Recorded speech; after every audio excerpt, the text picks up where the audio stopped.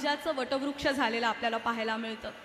कुठल्याही गोष्टीमागे मेहनत असते, चिकाटी असते आणि ही चिकाटी ज्या कायम गेले अनेक वर्ष करत आलेल्या आहेत त्या म्हणजे अर्थातच गोदावरी अर्बनच्या अध्यक्ष माननीय सौ राजश्रीताई पाटील।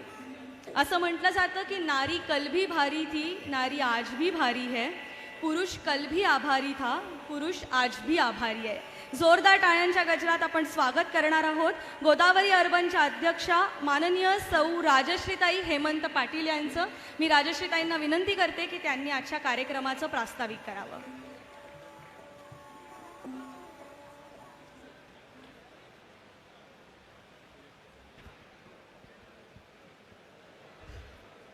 महाराष्ट्राची कुलस्वामिनी तुळजाई भवानी, तुमचं आमचं आराध्य दैवत छत्रपती शिवराय, यासोबतच तळागाळातील शेवटच्या माणसापर्यंत विकासाचा सूर्य जावा म्हणून ज्या ज्या महानायकांनी प्रयत्न केले त्या सर्वांच्या विचारांना आणि कृतीला सर्वप्रथम विनम्र अभिवादन करते। सहकाराचा सप्तरंगी ध्वज, त्या 7 रंगाच्या ध्वजांच्या पैकी 5 रंग आज पंचशील ध्वजाच्या रूपाने या ठिकाणी फडकत आहे। त्या पंचशील ध्वजाच्या चरणी सगळ्यात पहिल्यांदा नतमस्तक होते।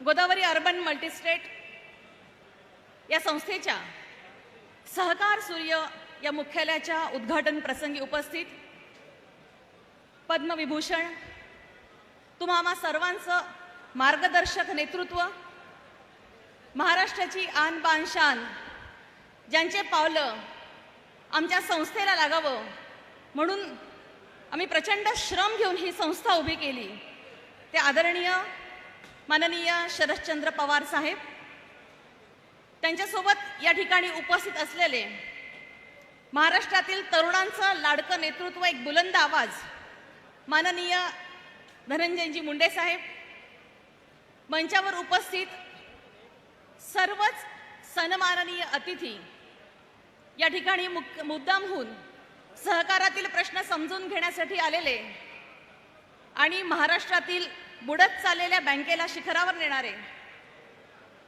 महाराष्ट्र राज्य सहकार परिषदेचे आदरणीय अनासकर साहेब, आरबीआयचे संचालक आदरणीय मराठे साहेब, आदरणीय तुळजापूरकर साहेब, ज्यांच्या नेतृत्वाखाली या महाराष्ट्रात सहकाराची चळवळ चालते असे महाराष्ट्र राज्य पतसंस्था फेडरेशनचे अध्यक्ष आदरणीय Kakasaheb ji Koyate, national federation of multistate credit cooperative सोसायटीचे अध्यक्ष आदरणीय बाबळे साहेब, ज्यांच्या आशीर्वादाने आपण सगळेजण या ठिकाणी जमलोय, आम्ही या कार्यक्रमाची सुरुवात करतो, ते आमचे गुरुवर्य परमपूज्य सूर्यकांत देसाई गुरुजी, या नांदेडकरांच्या नव्हे तर महाराष्ट्रात ज्यांचं अन्नछत्र प्रसिद्ध आहे असे गुरुद्वारा लंगर साहिबचे वंदनीय बाबा बलिंदर सिंगजी, मंचावर उपस्थित सर्वच माझ्यापेक्षा मानानी, वयानी, अनुभवानी ज्येष्ठ श्रेष्ठ असलेली उपस्थित सर्व विविध राजकीय पक्षाचे माननीय खासदार, आमदार, उपस्थित सर्व पदाधिकारी, या सभागृहात उपस्थित गोदावरी परिवारावरती मनापासून प्रेम करणारे, पंचक्रोशीतून आलेले, 5 राज्यातून आलेले आपण सर्व हितचिंतक, आमचे सर्व ग्राहक सभासद, गोदावरी परिवाराचे संपूर्ण कर्मचारी वृंद, गोदावरी अर्बनची अध्यक्ष या नात्याने मी आम्हा सगळ्यांचं या ठिकाणी मनापासून हार्दिक स्वागत करते। खरं म्हणजे सहकारात काम करायला, सुरुवात करायला फार कमी कालावधी लोटला आहे, परंतु म्हणतात ना, नवीन बाळं जी जन्माला येतात ती आता अधिक जिनियस होतात आहे, अधिक ताकदीनं समाजाकडे बाहेर लागलेली आहे। मला वाटतं गोदावरी अर्बननी त्याच पद्धतीने काम केलं आहे। एक वेगळी दिशा घेऊन आम्ही काम करत असताना आमचे संस्थापक माननीय खासदार हेमंत पाटील साहेब यांच्या अत्यंत चतुरस्त्र अशा नेतृत्वाखाली, निर्देशाखाली आम्ही काम करतोय आणि मला वाटतं आपण सगळ्यांनी मंचावर बसलेल्या मान्यवरांनी अनेक सहकारी संस्थांच्या मुख्यालयांना भेट दिली असेल, परंतु आज आपण जे मुख्यालय या ठिकाणी बघत आहात ते मुख्यालय सहकार चळवळीला एक वेगळी दिशा आणि आयाम देणार आहे असं मी या ठिकाणी अत्यंत अभिमानाने सांगू शकते। आज गोदावरी अर्बनचा हा जो कार्यविस्तार आहे, या कार्यविस्ताराचं श्रेय आमच्या येथील संपूर्ण प्रशिक्षित कर्मचारी वृंद आणि आमच्यावरती प्रचंड विश्वास ठेवून आमच्यासोबत काम करणारे, आमच्यासोबत जोडल्या गेलेले आमचे असंख्य सभासद यांना देते आणि ही मुख्यालयाची वास्तू मी त्या सगळ्या सभासदांना समर्पित करते. खरं म्हणजे अवघ्या 10 वर्षातला हा प्रवास 5 राज्यातून काम चाललं आहे. सगळ्यांनी विचारलं, गोदावरी हे नाव कशामुळे दिलं संस्थेला? तुमच्या सासूबाईचं आहे का, आईचं आहे का, कुणाचं नाव आहे? परंतु माननीय पवार साहेबांना मी या ठिकाणी अत्यंत अभिमानाने सांगू इच्छिते की ज्या 5 राज्यात गोदावरी अर्बनला काम करायची संधी मिळाली, त्या 5ही राज्यांमधून गोदावरीचा प्रवास होतो. महाराष्ट्रात उगम पावते आणि राजमुंद्रीला जाऊन विसर्जित होते. त्या 5ही राज्याला सुजलाम सुफलाम जसं गोदावरीने केलं आहे, तसंच ज्यांची पत नाही त्यांची पत निर्माण करायचं काम या गोदावरी अर्बनच्या माध्यमातून या 5 राज्यात होते. म्हणून आम्ही गोदावरी हे नाव आपल्या संस्थेसाठी निवडलं आहे. आपण लोगो बघितला असेल, या लोगोमध्ये आमचे 4 जी आहेत गोदावरीचे. हे 4 जी म्हणजे आंध्र तेलंगणा आता डिव्हाइड झालं, पण सुरुवातीला ज्या 4 राज्यात आम्हाला संधी मिळाली ते 4 राज्य म्हणजे महाराष्ट्र, गुजरात, कर्नाटक, तेलंगणा आणि आंध्र प्रदेश. या 5 राज्यांमध्ये गोदावरीचं काम चालतं. या 4 दिशेला गोदावरीला जायचं आहे, म्हणून त्या 4 दिशांचं प्रतीक म्हणजे आमचा हा लोगो आहे. गोदावरी अर्बनचे 4 जी, 4 दिशांना या गोदावरीचा विस्तार करायचा आहे. निश्चित रंगसंगती घेताना ही संस्थापकांची दूरदृष्टी होती. आपण बघता आहात या ठिकाणी पिवळा रंग आहे गोदावरीच्या लोगोमध्ये आणि हिरवा रंग आहे. हा पिवळा रंग आहे पावित्र्याचा, सर्जनाचा आणि हिरवा रंग आहे सृजनाचा, निर्मितीचा. गोदावरी अर्बनला निर्मिती करायची आहे, नवनिर्माण करायचं आहे. ज्यांची पत नाही त्यांना पायावर उभं करायचं आहे. निश्चित हे सृजन होत असताना, हे निर्माण होत असताना तो पिवळा ठपका आम्हाला कायम आठवण देतो की मोठं व्हायचं आहे, प्रगती करायचं आहे, पण त्या प्रगतीच्या पाठी तुमचा पावित्र्याचं निशाण असलं पाहिजे, पावित्र्याचं अधिष्ठान असलं पाहिजे. म्हणून तो पिवळा रंग तुम्हाला आम्हाला सातत्याने जाणीव करून देऊ. पिवळा रंग हळदीचा देखील आहे, अँटीसेप्टिक गुण.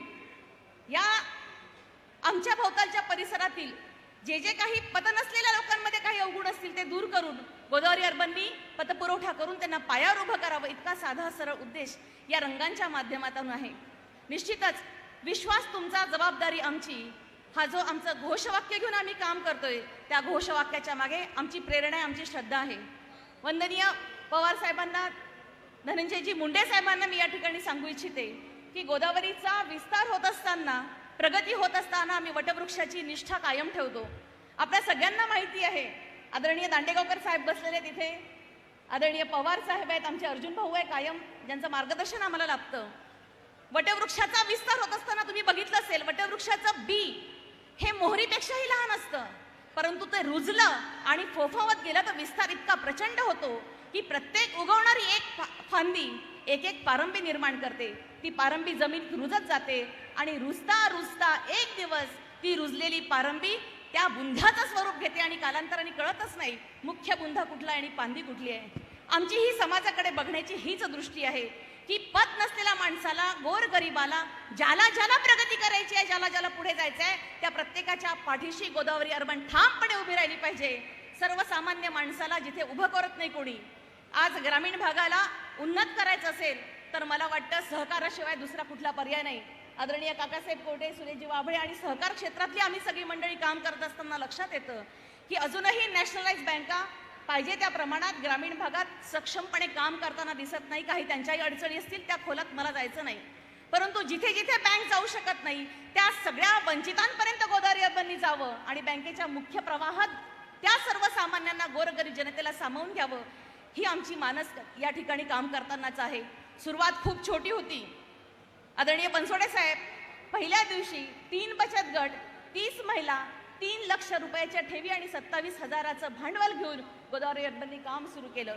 आज इतका मोठा पल्ला गाठताना आमचा अभिमानाने ऊर दाटून येतो, परंतु प्रचंड तळमळीने, प्रामाणिक निष्ठेने काम करणारा कर्मचारी वृंद, त्यांना मार्गदर्शन देणारे आमचे MD धनंजयजी तांबेकर, आमचं नेतृत्व खासदार हेमंत पाटील साहेब आणि असंख्य ग्राहक, या सगळ्यांच्या सोबतीने आज अभिमानाने सांगायला आवडतं की 5 राज्यात 82 शाखा, 9 एक्सटेन्शन काउंटर, यासोबतच 1600 कोटींच्या वरच्या ठेवी आणि 3200 कोटींच्या वरची उलाढाल गोदावरी अर्बननी या काळात केलेली आहे. मला वाटतं ही एक अत्यंत मोठी उपलब्धी या गोदावरी अर्बनच्या माध्यमातून सहकार क्षेत्रात निर्माण झालेली आहे. हे काम करत असताना आम्हाला जाणीव आहे, पुढे जाताना खास खळगे येतात, अडचणी येणार आहे, परंतु नदीचा प्रवाह वाहत असताना खड्डे, दगडधोंडे हे सगळे येतच जाणार आहे. तिला गिळंकृत करीत करीत जी सततपणे खळाळत वाहत राहते तीच गोदावरी असते आणि त्याच पद्धतीने काम करायचं गोदावरी अर्बनने स्वतःच्या मनात ठरवलेलं आहे. आणि म्हणूनच आज या मुख्यालयाचं या ठिकाणी प्रत्येकाला विनंती आहे की हा कार्यक्रम संपल्यावरती आपण सगळ्यांनी मुख्यालयाच्या वास्तूला बघावं. या नांदेडच्याच नव्हे तर मला वाटतं मराठवाड्याच्या अभिमानात भर घालणारी, वैभव संपन्न म्हणून देखणीच नव्हे तर अत्याधुनिक तंत्रज्ञानाने सुसज्ज अशी मुख्यालयाची वास्तू या ठिकाणी निर्माण झालेली आहे. फिनटेक टेक्नॉलॉजी घेऊन येणाऱ्या काळात पेपरलेस बँकिंगकडे वळण्याचा मानस गोदावरी अर्बनने आपल्या मनात बाळगलेला आहे. म्हणूनच या ठिकाणी मुख्य शाखा, चेअरमॅनचं केबिन असेल, प्रशिक्षण वर्ग आहे, सुसज्ज असं अत्याधुनिक तंत्रज्ञानाने युक्त असं ऑडिटोरियम आहे. या मराठवाड्यातील ज्या बेरोजगारांना रोजगार मिळत नाही, ज्या लोकांना पुढे कॉर्पोरेट सेक्टरमध्ये काम करायचं, त्यांना ट्रेनिंग देऊन स्वतःच्या पायावर सक्षमपणे उभं करायची इच्छा गोदावरी अर्बन या मुख्यालयाच्या माध्यमातून व्यक्त करते आहे. सहकार सूर्य, सहकार क्षेत्रातल्या या नभांगणात एखाद्या तेजस्वी सूर्याप्रमाणे गोदावरी अर्बनने काम करावं आणि त्या तेजाने सबंध सहकार सृष्टीला चैतन्य प्राप्त व्हावं हीच इच्छा या सहकार सूर्याच्या माध्यमातून आम्ही या ठिकाणी व्यक्त करतोय. मला वाटतं 4 ओळीत नाधो महानवरांच्या ओळी तुम्हा समोर ठेवते की आम्हाला कसं काम करायचं आहे. या नभाने या भुईला दान द्यावे, या नभाने या भुईला दान द्यावे आणि या मातीतुनी चैतन्य गावे. कोणती पुण्ये अशी येती फळाला, जोंधळ्याला चांदणे लगडून यावे. जोंधळ्याला चांदणं लगडावं तसं गोदावरी अर्बनने काम केलं पाहिजे.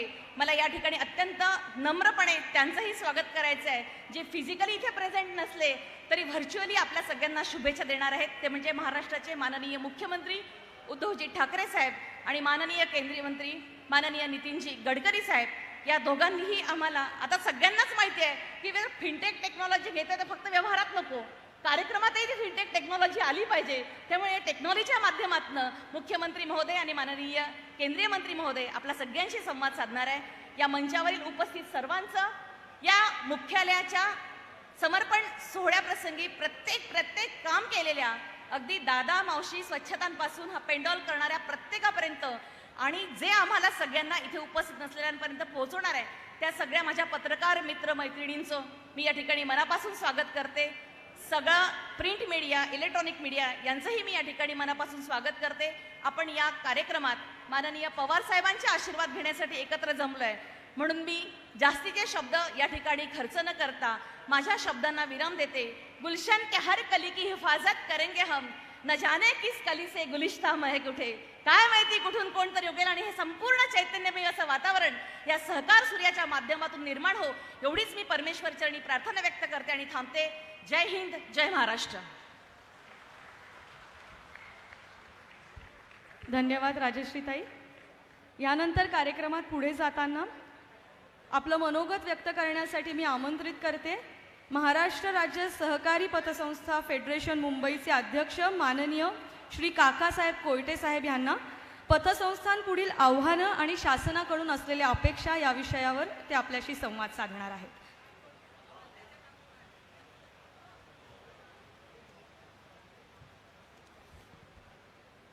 भारत देशातील सहकारी चळवळीचा आधारवड असलेले आपल्या सर्वांचे नेते सन्माननीय शरदचंद्रजी पवार साहेब, सन्माननीय धनंजयजी मुंडे साहेब, त्याचप्रमाणे महाराष्ट्र राज्य सहकार परिषदेचे अध्यक्ष आमचे मार्गदर्शक विद्याधरजी अनसकर, रिझर्व्ह बँक ऑफ इंडियाचे संचालक सन्माननीय सतीशजी मराठे, आमचे पतसंस्था चळवळीतील सहकारी मल्टीटेट पतसंस्था फेडरेशनचे अध्यक्ष सन्माननीय सुरेशजी वाबळे, व्यासपीठावरील सर्व मान्यवर, सगळ्यांचा वेळ नावं घेण्यात मी घालवत नाही का मला माझं वक्तव्य करण्याची संधी पुरेपूर वेळ जो मिळालेला आहे तो मला सत्कारणी लावायचा आहे.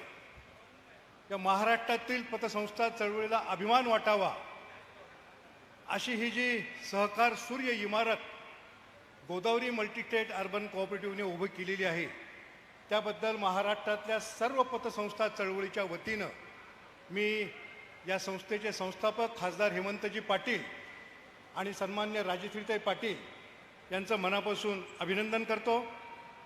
पवारसाहेबांना मी एवढंच निदर्शनाला आणून देऊ इच्छितो की साहेब, सहकारावर लोकांचा असलेला विश्वास म्हणजे गोदावरी. सहकारावर लोकांचा असलेला विश्वास म्हणजे गोदावरी. प्रगतीचं दुसरं नाव म्हणजे गोदावरी. हेमंत पाटलांचं नेतृत्व, राजश्रीताईंचं वक्तृत्व आणि कर्तृत्व, त्याचप्रमाणे धनंजय तांबेकरांचं व्यवस्थापन म्हणजे गोदावरी. याचा त्रिवेणी संगम या गोदावरी अर्बनमध्ये झालेला आहे. आणि त्यामुळेच महाराष्ट्रातील पतसंस्था चळवळीला अभिमान वाटावा असं काम हेमंत पाटील आणि राजश्रीताई पाटील यांच्या माध्यमातून उभं राहिलेलं आहे. केवळ 8 वर्षाच्या कालावधीमध्ये 1600 कोटी रुपयांच्या ठेवी जमवायच्या. 8 वर्षामध्ये 1600 कोटी रुपयांची झेप घ्यायची. हे पाहिल्यावर साहेब मला आठवतं, जन्म होताच हनुमानानं, बजरंगानं सूर्यावर झेप घेतली होती. तशा प्रकारची ही गोदावरीची झेप निश्चितपणे आहे. याचा आम्हाला सर्वांना साहेब निश्चितपणे अभिमान आहे. आणि ही गोदावरीने जी काही सूर्यावर झेप घेतलेली आहे, हा गोदावरीचा सहकार सूर्य असाच तळपत राहो अशी महाराष्ट्रातल्या पतसंस्था चळवळीच्या वतीनं मी मनापासून शुभेच्छा देतो. साहेब, मी सुरुवातीलाच सांगितलं की आपण देशातल्या सहकार चळवळीचा आधार आहात. महाराष्ट्रामध्ये तरी किंवा देशामध्ये सहकार चळवळीचे प्रश्न समजून घेणारा, आमच्या प्रश्नांची तड लावणारा जाणता राजा आपण आहात. आज या निमित्तानं गोदावरीचं अभिनंदन करताना मला या ठिकाणी सूत्रसंचालकांनी जो विषय दिलेला आहे की सहकार खात्याकडून पतसंस्थांच्या अपेक्षा आणि सहकारी पतसंस्थांच्या अडचणी. आमच्या अडचणी साहेब आपल्याला माहीत आहे. आम्ही अनेक वेळा आपल्याला भेटलेलो आहे. आमचे जे काही अडचणी आहेत, आमचे जे काही प्रश्न आहेत, हे नक्कीच मारुतीच्या शेपटासारखे आहे. परंतु त्यातल्या त्यात मी आज मुद्दाम या ठिकाणी जाणीवपूर्वक उल्लेख करू इच्छितो. बँकिंगचे तज्ज्ञ विद्याधरजी अनास्कर व्यासपीठावर आहेत, सतीशजी मराठे या व्यासपीठावर आहेत. बँकांपेक्षा सुद्धा जास्त विश्वास या सहकारी पतसंस्थांच्या चळवळीवर लोकांचा आता निश्चितपणे वाढत चाललेला आहे. परंतु आमची जी काही शर्यत आहे बँकांची आणि पतसंस्थांची, आमच्या पायामध्ये कुठेतरी जोखंड घातल्यासारखं आम्हाला वाटतंय. आमच्याकडचे जोखंड काढून टाका.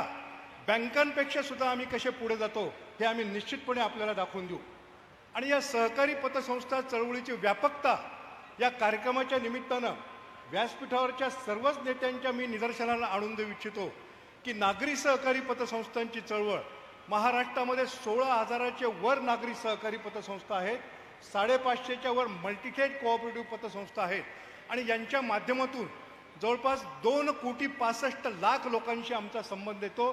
2,65,00,000 आमचे सभासद आहेत. आत्ताच या ठिकाणी या प्रेझेंटेशनमध्ये गोदावरी मल्टीथेटचे जे डेली कलेक्शन एजंट आहेत, 860 डेली कलेक्शन आहेत. असं साहेब महाराष्ट्रामध्ये 1,00,000 डेली कलेक्शन एजंट, दैनंदिन बचत ठेव गोळा करणारे प्रतिनिधी की जे सर्वसामान्य माणसाला बचतीची सवय लावतात, त्याच्या माध्यमातून दररोज महाराष्ट्राच्या 2 कोटी लोकांशी आमचा दैनंदिन संबंध आलेला असतो. त्यामुळे ही जी काही आमची सर्वसामान्यांची चळवळ आहे, जिला आपण आत्तापर्यंत जसा आधार देत आलेला आहात तसाच आधारही द्यावा. आणि अनास्कर साहेब आणि मराठे साहेबांना मी सांगू इच्छितो, जे अडथळ्याची शर्यत आम्हाला पार पाडावं लागते. आम्हाला बँकांप्रमाणे सिक्युरिटायझेशन ॲक्ट नाही, आम्हाला ॲसेट रिकन्स्ट्रक्शन कंपनीचा आधार नाही, आम्हाला सिबिलचा आधार नाही, आम्हाला पेमेंट गेटवेचा आधार नाही, आम्हाला निगोशिएबल इन्स्ट्रुमेंट ॲक्टचा आधार नाही. तरीसुद्धा महाराष्ट्रातली ही सहकारी पतसंस्थांची चळवळ, नागरी सहकारी पतसंस्था असो किंवा मल्टीटेट सहकारी पतसंस्था चळवळ असो, यांच्या माध्यमातून आम्ही वाढवण्याचा प्रयत्न करतोय. सर्वसामान्यांना बँकिंगची सवय लावण्याचा आम्ही प्रयत्न करतोय.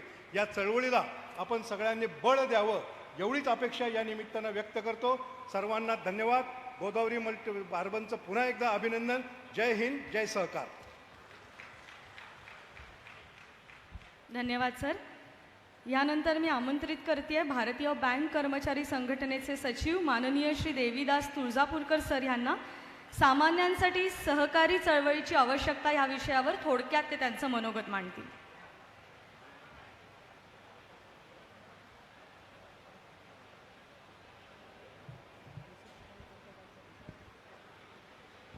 आजच्या या समारंभाचे प्रमुख माननीय शरदचंद्रजी पवार, हेमंत पाटील, सन्माननीय विचारपीठ उपस्थित बंधू आणि भगिनींनो, सुरुवातीला मी हेमंत पाटील आणि गोदावरी अर्बनला खूप खूप शुभेच्छा देतो.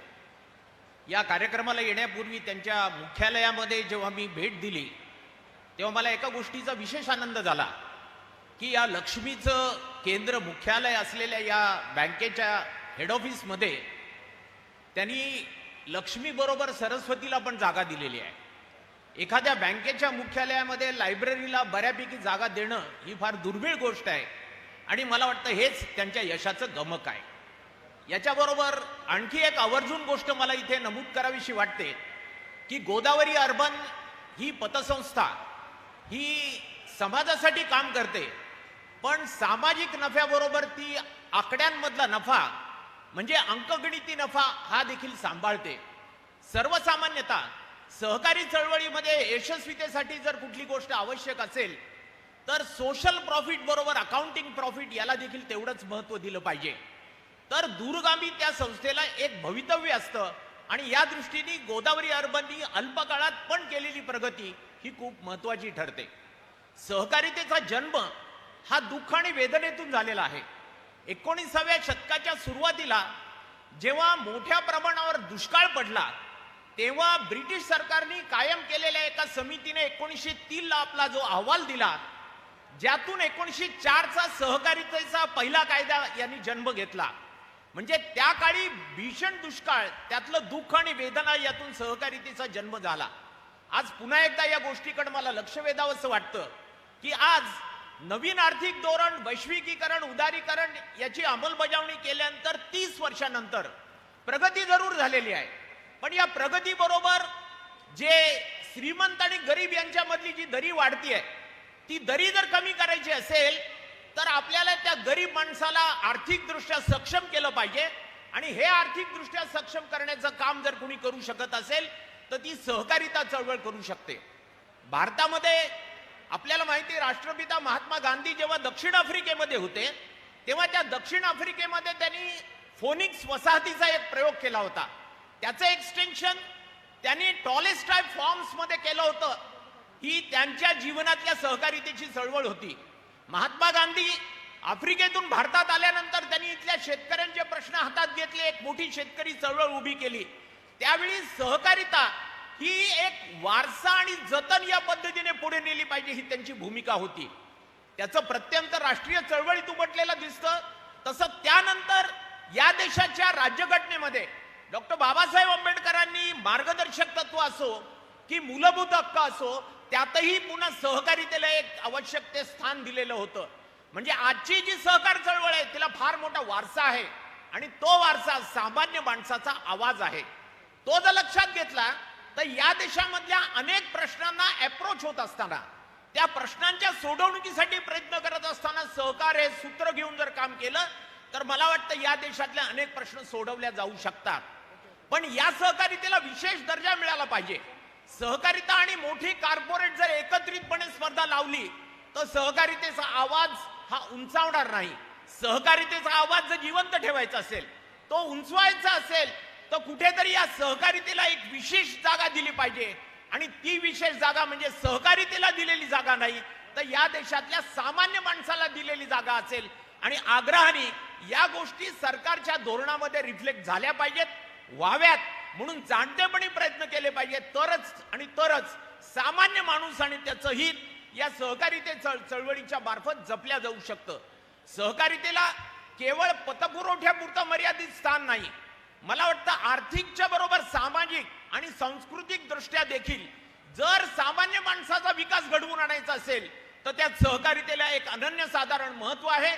या सर्व दृष्टिकोनातून सहकारी चळवळीला मजबूत करणं, सहकारितेचा आवाज बुलंद करणं, त्याच्यासाठी आवश्यक असलेलं लीगल फ्रेमवर्क उभं करणं, त्याच्यासाठी आवश्यक असलेलं एक पोषक वातावरण निर्माण करणं हे आज या देशातल्या सहकारी चळवळीमध्ये काम करणाऱ्या लोकांच्या समोरचं मोठं आव्हान आहे. आणि ते आव्हान पेलण्यामध्ये मला खात्री आहे की गोदावरी अर्बन सारख्या पतसंस्थांनी घेतलेला पुढाकार आणि त्यांना मिळत असलेलं विविध राजकीय पक्षांच्या कार्यकर्त्यांचं बळ हे निश्चितपणे एक चांगल्या दिशेने वाटचाल करून घेऊ शकेल एवढी एक अपेक्षा व्यक्त करतो. आणि पुन्हा एकदा गोदावरी अर्बनला खूप खूप शुभेच्छा. धन्यवाद.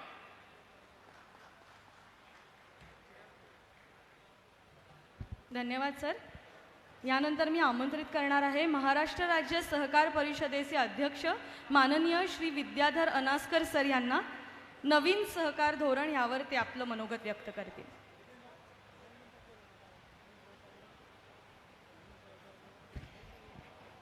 आदरणीय व्यासपीठ, उपस्थित बंधू आणि भगिनींनो, सर्वप्रथम निश्चितच Godavari urban multi-state credit cooperative सोसायटीच्या सहकार सूर्य या मुख्यालयाचं उद्घाटन समारंभ होत असताना ज्यावेळी त्यांनी एक शॉर्ट फिल्म दाखवली, त्या शॉर्ट फिल्म बघत असताना त्यांचं पहिलंच वाक्य असं होतं, पत नसणाऱ्यांना पत निर्माण करून देणारी संस्था. आज मराठे साहेब इथं आहेत. मूळ बघायला गेलं तर व्यापारी बँका किंवा व्यापारी वित्तीय संस्था आणि सहकार क्षेत्रातल्या वित्तीय संस्था यामध्ये मुळात जो फरक आहे, त्या व्यापारी वित्तीय संस्था या पत असणाऱ्यांना कर्ज दिलं जातं आणि सहकार क्षेत्रामध्ये मात्र पत नसणाऱ्यांना पत निर्माण करण्याकरता कर्ज दिलं जातं. साहेब, आज जर बघायला जा भारतीय अर्थव्यवस्थेमध्ये सहकाराला एक अनन्यसाधारण महत्त्व आहे. आज अर्थव्यवस्थेमध्ये बघायला गेला तर पहिल्यांदा आपल्याला आठवतं ते सगळ्यात वरच्या क्रमांकाला कोण असेल तर state bank of India, SBI असेल, ICICI असेल आणि सगळ्यात शेवट आम्ही म्हणतो पतसंस्था. पण प्रत्यक्षामध्ये बघायला जर पतसंस्थेचं स्थान हे भारतीय अर्थव्यवस्थेत सगळ्यात मोठं आहे. कारण का भारतामध्ये आज अनेक 50% लोकांना बँकिंग हॅबिट्स नाहीत. या 50% लोकांचा पैसा पतसंस्थांच्या माध्यमातून अर्थव्यवस्थेत आणायचा असेल तर ते काम फक्त सहकारी संस्थाच करू शकतात. एका भाजीवाल्याचे 50 रुपये डेली कलेक्शनच्या माध्यमातून अर्थव्यवस्थेत आणायचं काम हे पतसंस्थाच करू शकते, ICICI बँक करू शकत नाही. त्यामुळे अशा प्रकारे या अनन्यसाधारण महत्त्व असणाऱ्या या ग्रामीण अर्थव्यवस्थेचा कणा असणाऱ्या ज्या सहकारी संस्थांकडे बघायला जा, अशा सहकारी संस्था टिकल्या पाहिजेत, वाढल्या पाहिजेत, त्या आपण जपल्या पाहिजेत. आणि त्यासाठी सगळ्यात महत्त्वाचं म्हणजे हेमंत पाटील आणि राजश्री पाटील अशा प्रकारचे कार्यकर्ते सहकारात तयार झाले पाहिजेत. अशा प्रकारचे कार्यकर्ते जर हेमंत पाटील आणि राजश्रींसारख्या कार्यकर्ते असतील तर सहकार टिकणार, सहकार वाढणार आणि तो फोपवणार आहे. त्यामुळे या कार्यकर्त्यांचं जे काय आज तुम्ही उदाहरण बघता, 3 लाखपासून 1600 कोटी रुपयाचं हे काय 10 वर्षामध्ये वेगवान प्रगती आहे. साहेब, आपण 1600 कोटीपर्यंत पोहोचलात, पण आकडेवारीच्या दृष्टिकोनापेक्षा किती लोकांपर्यंत आपण पोहोचलात हे जास्त महत्त्वाचं आहे. त्यामुळे गरीबातल्या गरीब, छोट्यातल्या छोट्या, मी ते शॉर्ट फिल्म बघत असताना अनेक छोट्या छोट्या लोकांना आपण उद्योगधंद्याला हात दिला. आणि तुम्ही छान नमूद केलं, ज्यांना पत नाही, ज्यांच्याकडे तारण नाही, अशा लोकांना आपण उभं केलं. आज मार्केटमध्ये सगळीकडे बघायला ज्यांच्याकडे तारण आहे अशाच लोकांना कर्ज पुरवठा केला जातो. त्यामुळं आज हे खरं म्हणजे भारतीय अर्थव्यवस्थेला गरज आहे, ते सहकाराची गरज आहे. त्यामुळं आज या गोदावरीने आधुनिक तंत्रज्ञानाच्या बरोबर एक सहकाराचा आत्मा आणि सहकाराचा पाया जोपासलेला आहे. त्यामुळे आज खास करून मी मराठे साहेब येत आहेत. मराठे साहेब आज नवीन सहकारिता मंत्रालय केंद्रामध्ये आलेलं आहे आणि त्या अनेक गोष्टींना एक सहकाराला वाढवण्यासाठी नॅशनल पॉलिसीमध्ये खूप काय बदल होणं आवश्यक आहे असं मला वाटतं. त्या संदर्भात आपल्या सगळ्यांचे प्रयत्न सुरू आहेत. आज परत एकदा हेमंतजी आणि राजश्रीताई यांनी केलेल्या कामाबद्दल मी त्यांचं मनपूर्वक अभिनंदन करतो आणि थांबतो. जय हिंद, जय महाराष्ट्र. धन्यवाद अनास्कर साहेब. यानंतर अर्थातच आपल्याशी संवाद साधणार आहेत रिझर्व्ह बँक ऑफ इंडियाचे संचालक माननीय श्री सतीश मराठे सर. ग्रहणाधिकार, भारतीय करार कायदा व भारतीय राष्ट्रीय भुगतान निगम NPCI सदस्यत्वासाठी RBI आणि सहकार खात्याची धोरणं ह्यावर ते संवाद साधतील. माननीय श्री सतीश मराठे सर. आदरणीय शरदचंद्रजी पवार, सन्माननीय मंच आणि उपस्थित बंधू भगिनींनो, गोदावरीची गरुड झेप ही सहकार क्षेत्राला एक प्रेरणास्थान आहे आणि त्याच्याचमुळे खरं म्हणजे ह्या कार्यक्रमाकरता मुद्दाम मी आज मुंबईहून इकडे आलो. इतक्या थोड्या वेळात इतक्या मोठ्या प्रमाणावर सामान्य लोकांशी संपर्क साधून त्यांना अर्थपूर्ण सहाय्य करणारी ही संस्था अशीच पुढे सतत प्रगती करत राहू याच्याकरताही शुभेच्छा देतो. खरं म्हणजे आपल्या देशात कोऑपरेटिव्ह हे एक डिस्टिंक्ट फॉर्म ऑफ ओनरशिप आहे. ती एक इकॉनॉमिक एंटरप्राइज आहे आणि त्याला देखील ऑपरेशनल फ्रीडम आणि लेवल प्लेईंग फील्ड याची गरज आहे. हे आपल्या प्लॅनर्सनी, राज्यकर्त्यांनी हे अजून पूर्णपणे मान्य केलेलं नाही. ही खरं म्हणजे खंत आहे. ज्या चळवळीचा देशातल्या 30 कोटीहून अधिक लोकांशी संबंध आहे, त्याला रिफॉर्म्स 1991 साली सुरू झाल्यानंतर त्याचा फायदा झालेला आपल्याला दिसत नाही. प्रायव्हेट सेक्टरला झाला, फॉरेन कंपन्यांना, मल्टीनॅशनल्सला झाल्या, काही प्रमाणात सरकारच्या रत्न आणि मिनीरत्न कंपन्यांना झाला. पण ज्या देशामध्ये 8.5 लाख सहकारी संस्था आहेत आणि त्याच्यातल्या जवळजवळ 5.5-6 लाख सहकारी संस्था या आर्थिक क्षेत्राशी संबंधित आहेत, त्यांना मात्र रिफॉर्म्सचा कुठलाच फायदा झाला नाही.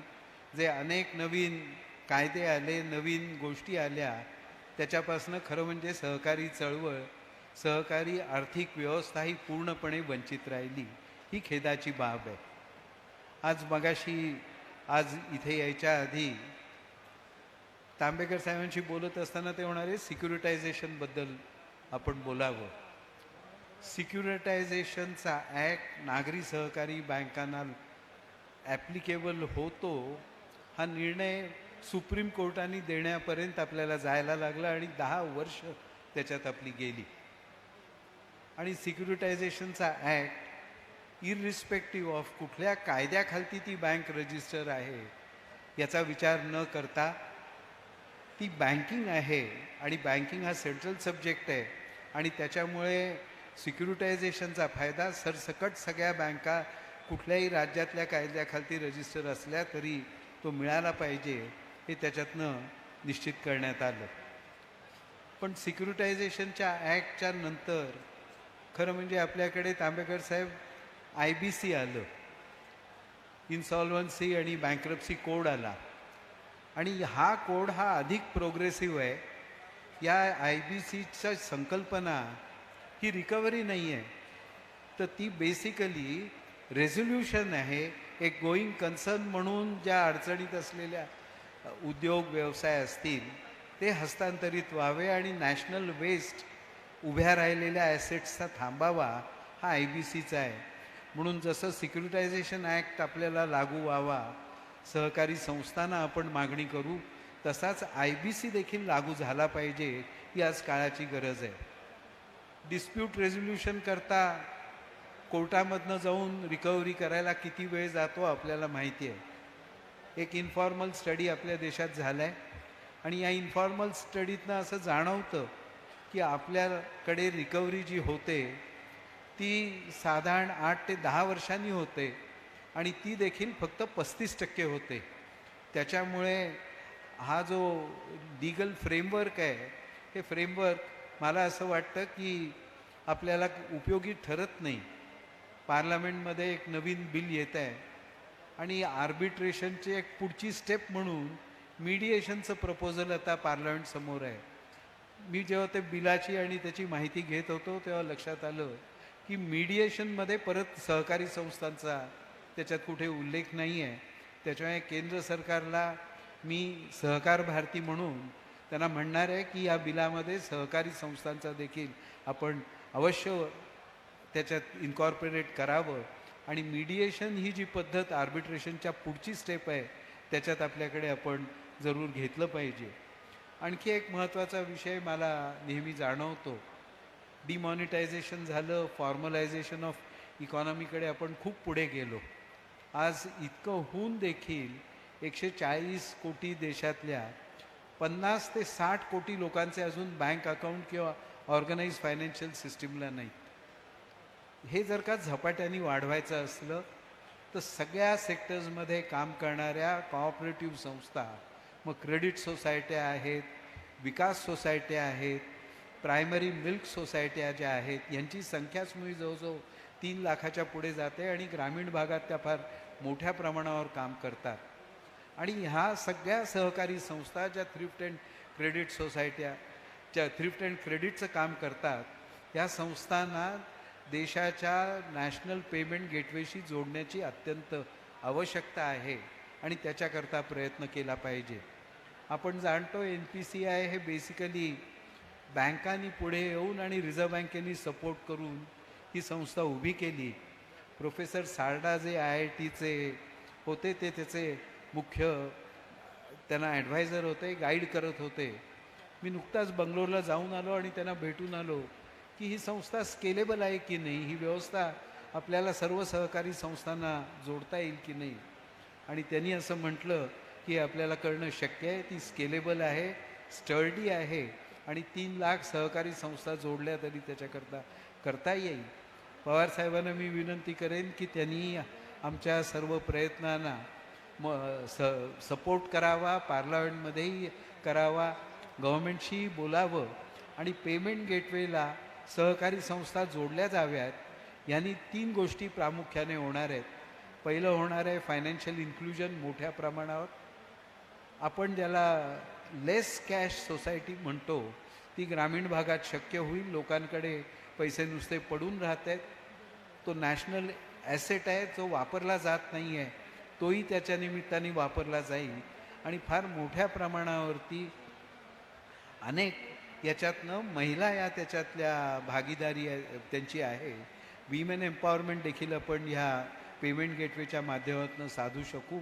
ह्या सर्व गोष्टी बघत असताना कोऑपरेटिव्ह सेक्टरमध्ये आणि कोऑपरेटिव्ह लॉजमध्ये आपल्याला रिफॉर्म्सचं एक सत्र पुढच्या 5-7 वर्षाकरता चालवलं पाहिजे. कंपनीज ॲक्ट किती वेळा आत्तापर्यंत ॲमेंड झाला हे शोधायलाच लागेल आणि दरवर्षी नवीन त्याच्यात ॲमेंडमेंट येते आणि रिफॉर्म्स येतो. कोऑपरेटिव्ह सेक्टरमध्ये कायद्यात ॲमेंडमेंट्स न होत असल्यामुळे ह्या सेक्टरची जितकी मोठी ग्रोथ होऊ शकते ती अनफॉर्च्युनेटली होत नाही. पतसंस्था पर्टिक्युलरली मोठ्या झालेल्या पतसंस्थांकडे मी स्वतः मात्र पॅरा कोऑपरेटिव्ह बँकांच्या रूपानेच बघतो आणि त्यांना देखील अत्यंत चांगल्या पद्धतीने रेग्युलेट करण्याची आज आवश्यकता आहे. एकच वाक्य बोलून माझं मी बोलणं पूर्ण करणार आहे. या पतसंस्थांना क्रेडिट युनियन्स म्हणून परदेशात विशेष करून डेव्हलप कंट्रीजमध्ये वेस्टर्न हेमिस्फिअरमध्ये उल्लेख केला जातो आणि पतसंस्थांकरता किंवा क्रेडिट युनियन्स करता मग ज्या ज्या थ्रिफ्ट अँड क्रेडिट सोसायट्यांचं काम करता ॲक्टिव्हिटीज करतात यांच्याकरता अनेक देशांमध्ये डिपॉझिट इन्शुरन्स कॉर्पोरेशन हे स्वतंत्रपणे उपलब्ध आहे. आणि मला आठवत आहे की 1989मध्ये खुशरो कमिटीचा जो अहवाल आला त्याच्यात त्यांनी असं म्हटलं होतं की विकास सोसायट्यांमध्ये लोकल डिपॉझिट मोबिलाईज व्हावं, त्याचं अवलंबून राहणं जिल्हा बँका किंवा राज्य सहकारी बँकांवरती कमी व्हावं म्हणून विकास सोसायट्यांमध्ये डिपॉझिट ठेवणाऱ्यांना आपण डिपॉझिट इन्शुरन्सचं कव्हर दिलं पाहिजे. मला वाटतं आपण सर्वांनी ही मागणी परत एकदा उचलून धरून त्याचा पाठपुरावा केला पाहिजे. सुरुवातीलाच अगदी 5 लाखाचं कव्हर कदाचित होणार नाही, अमाऊंट लहान असेल, पण नॉर्म्सच्या आधारावर टेक्नॉलॉजिकली जी एनेबल्ड संस्था आहे अशा सर्व लोकांना, अशा सर्व कॉपरेटर्सना, डिपॉझिटर्सना डिपॉझिट इन्शुरन्सही प्राप्त करून द्यावं अशी या निमित्ताने मी आव्हान करतो आणि माझं बोलणं संपवतो. धन्यवाद. नमस्कार. धन्यवाद मराठे सर. यानंतर सगळ्यांच्या आग्रहाखातर मी विनंती करते महाराष्ट्र राज्याचे सामाजिक न्यायमंत्री धनंजयजी मुंडे साहेब यांना की त्यांनी मनोगत व्यक्त करावं.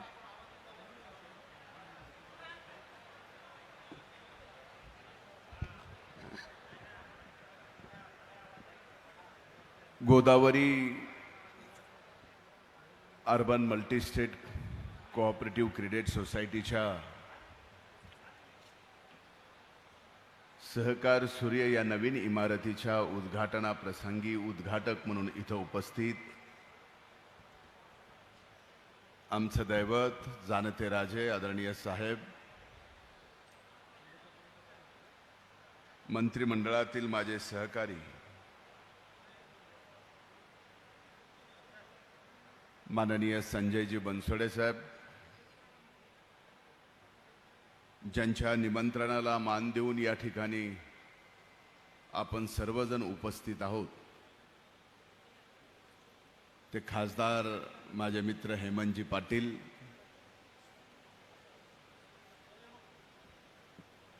3 लाखाहून ज्यांनी ही 16,000 कोटी रुपयापर्यंतच्या ठेवी गाठल्या, ज्यांच्या अध्यक्षपदाखाली हे अभूतपूर्व कार्य होऊ शकलं, ते माननीय राजश्री वहिनी पाटील, व्यासपीठावर उपस्थित सर्वांची नावं घेता येतील, पण वेळेच्या अभावी व्यासपीठावरील सर्व आदरणीय मान्यवर व्यक्तींचे सन्मानपूर्वक नाव घेऊन या ठिकाणी इथं उपस्थित गोदावरी अर्बनचे सर्व सभासद बंधू भगिनी, आजच्या कार्यक्रमाला इथं उपस्थित नांदेड आणि परिसरातील माझ्या बंधू भगिनींनो आणि इथं उपस्थित पत्रकार मित्रांनो, आज 14 मे छत्रपती संभाजीराजांची आज जयंती आहे. मी सर्वप्रथम छत्रपती संभाजीराजांना मानाचा मुजरा या ठिकाणी घालतो आणि मराठवाड्याच्या मातीत आज गोदावरीच्या नावानं एक urban multistate cooperative credit society 2013ला चालू केली, आज 2022 मध्ये 1600 कोटी रुपयाच्या ठेवीपर्यंत गेली. त्याच्या उद्घाटनाप्रसंगी आदरणीय साहेब इथं उपस्थित आहेत. या मराठवाड्यात, या नांदेडमध्ये मी मराठवाड्याच्या वतीनं, नांदेडच्या जनतेच्या वतीनं आदरणीय साहेबांचं मी मनापासून मराठवाड्याच्या या मातीत स्वागत करतो. सहजासहजी कुठल्याही बँकेच्या किंवा मल्टीस्टेटच्या किंवा पतपेढीच्या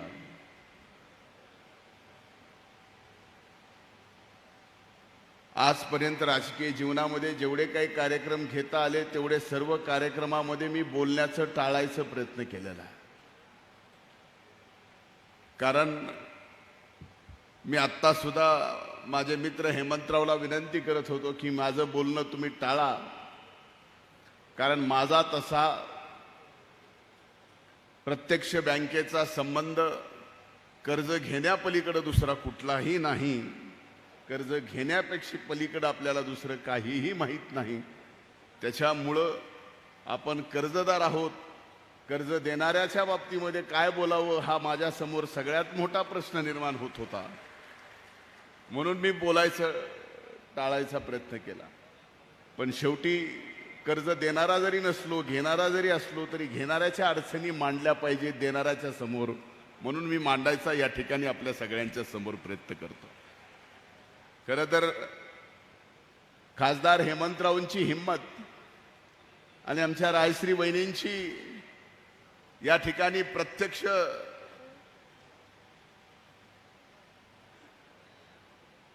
कर्तृत्व, याच्यातनं 3 लाखातून 1600 कोटी रुपयाच्या ठेवी याचा संबंध जर कुणी जुळवायचा प्रयत्न केला तर विश्वासाच्या पलीकडे दुसरं कुठलंही मला याच्यात काही दिसत नाही.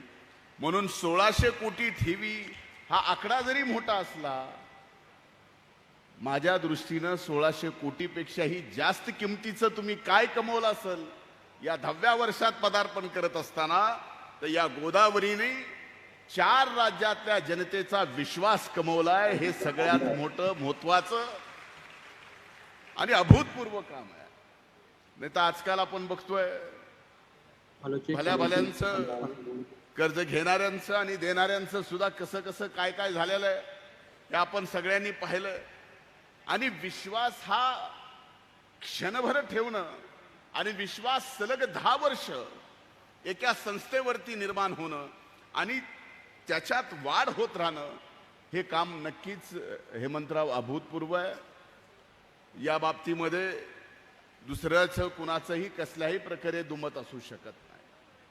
आज आमच्यासाठी ही अभिमानाची गोष्ट आहे की गोदावरीच्या तीरी बसलेल्या या नांदेड महानगरीमध्ये आपण सुरुवात केली एका छोट्याशा शाखेवरून, आणि आज जवळजवळ 86 शाखा आपण 4 राज्यामध्ये चालू केल्यात. आणि त्या 4 राज्यामध्ये एक गुजरात आहे.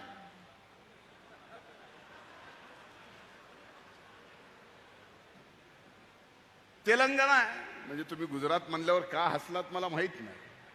म्हणजे सहजासहजी गुजरातच्या माणसाचाही आमच्या हेमंत तेही पाटलांवरती विश्वास बसावा, ठेवी द्यायला. उगाच शाखा आपण तिथं काढलेल्या नाही आहेत. पण गुजरात सोबत तेलंगणा, आंध्र प्रदेश, कर्नाटक आणि महाराष्ट्र अशा 86 शाखा या गोदावरी अर्बनच्या 4 राज्यामध्ये निर्माण होणं हे साधं सुधं काम नाही. आणि हे काम करत असताना रायश्री वहिनींनी या ठिकाणी असंख्य मायक्रो फायनान्सच्या माध्यमातून आमच्या मायमाऊलींचं सुद्धा या ठिकाणी बचत गटाच्या माध्यमातून जे सबलीकरण, सक्षमीकरण केलंय ते सुद्धा या महाराष्ट्रामध्ये दुसरं उदाहरण आपल्याला सापडणार नाही. 2000 पेक्षा जास्त बचत गटांना या आपल्या गोदावरी अर्बननी या ठिकाणी फायनान्स केला. त्या बचत गटाची एकूण महिलांची संख्या किती असेल तो आकडा मला आता सांगता येणार नाही. पण हे साधं काम नाही आणि हे अभूतपूर्व काम आज या ठिकाणी गोदावरी अर्बन करते. हे माझ्यासारख्याला या ठिकाणी नक्कीच अभिमान आहे. आणि आज आदरणीय साहेबांच्या शुभहस्ते आपल्या गोदावरी अर्बनच्या मुख्य इमारतीचं, ज्या इमारतीचं नाव सहकार सूर्य आहे आणि ज्यांच्या प्रयत्नातून या महाराष्ट्रामध्ये खऱ्या अर्थानं सहकार उभा राहिला. आणि हे सहकाराचं उदाहरण उभा देश तर पाहतच आहे, पण जग सुद्धा सहकार कसं चालवावं तर महाराष्ट्रामध्ये जसं चालतंय तसं चालवावं. हे सहकार जिवंत ठेवायचं काम ज्यांनी आपल्या 55 वर्षाच्या राजकीय हयातीमध्ये काम केलं त्या आदरणीय साहेबांच्या शुभहस्ते आज गोदावरी अर्बनच्या सहकार सूर्य या इमारतीचं उद्घाटन होत आहे. याचाही नक्कीच माझ्यासारख्याला आनंद, आपल्या सगळ्यांना ही अभिमानाची गोष्ट आहे. म्हणून इथून पुढच्या राजकीय वाटचालीला सुद्धा मी गोदावरी अर्बनला मनापासून माझ्या वतीनं शुभेच्छा देतो. इथंच थांबतो. खूप खूप धन्यवाद. जय हिंद, जय महाराष्ट्र.